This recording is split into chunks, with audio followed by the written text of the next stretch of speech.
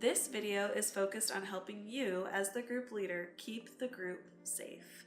We will cover the concept of safety, triggers, grounding exercises, and a crisis management worksheet.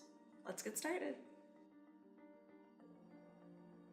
In developing the TYF support groups, our first priority is safety.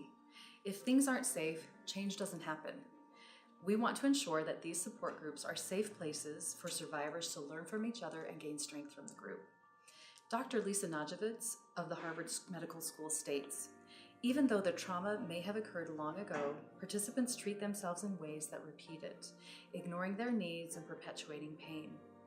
This is why it is vital that safety is one of the first steps to long-term healing. Safety also includes being mindful and supportive of one another. Let's talk about what it means to be triggered. A trigger is something that sparks a memory and reminds a person of a traumatic event. Something occurs that initiates a trauma response. Triggers are unique to each person and each specific trauma. They are most often activated through one of the five senses. Sights and sounds are the most common triggers for people. Triggers can be seemingly harmless events, but they can cause intense emotional and physical reactions. This is because the brain has connected that specific trigger with the past traumatic event. A trigger can make someone feel overwhelmed, intensely anxious, and dissociate from their present environment. Grounding techniques can help you come back to the here and now. So let's talk about grounding techniques. In the meeting script, we have a variety of grounding techniques for you to choose from. This helps everyone transition from the emotions they've been feeling during the meeting back to the real world. It makes sure they are in a grounded and present state before they leave. Let's walk through the group technique in the meeting script. This is called 5, 4, 3, 2, 1. It's a sensory awareness grounding exercise that can help you relax or work through some difficult emotions. In the group setting, you can encourage people to say the answers to themselves or out loud, depending on the situation. So, number 1, describe 5 things you see in the room. I see a purple vase, I see a pillow, I see an angel figurine, I see a phone, and I see a computer. Number 2, name 4 things you can feel physically. I can feel my scarf, I can feel my necklace, I can feel the softness of my skirt, and I can feel the buckle on my boot. All right, number 3, name 3 things you hear right now. I can hear the traffic, I can hear the air conditioning, and I can hear people talking out in the hall. All right, number 4, name 2 things you can smell right now or 2 smells that you enjoy. My favorite smells would be vanilla and cinnamon.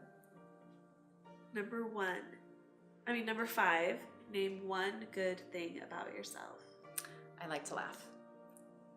So at the end of this exercise, everyone should feel calmer and more grounded in the present. If needed, you can repeat the steps again or invite one individual to repeat the steps again. Let's now talk about the butterfly hug, and feel free to do it with me as I describe it to you. The first thing you want to do is sit in your chair with your feet flat on the ground.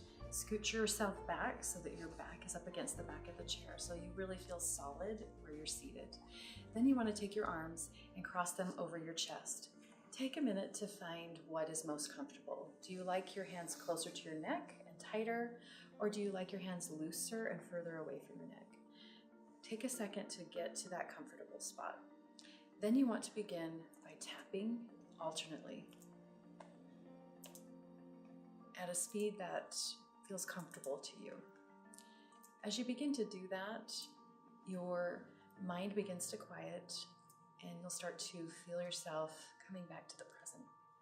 Another way to use this technique, if crossing your arms over your chest is not comfortable, is place your hands on your thighs and begin the same alternate tapping on your thighs. Doing it on your thighs is something that you can also do in public if you are in a situation where you need to get yourself grounded, but you don't want to draw attention to yourself. So just gently begin tapping your thighs alternately. We have created a crisis management worksheet for you that you should fill out before your first meeting. This worksheet includes places for you to write down contact information for your local crisis hotline or local shelters. This helps you be prepared to offer resources if the need arises. Please remember that you are not a therapist and we are not asking you to be one.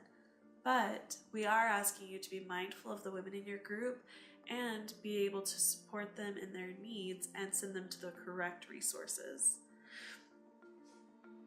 Thank you for your willingness to be a group leader for the TYF support groups. We hope that this video has helped you to feel more prepared to help ensure the safety of each of the members of the group.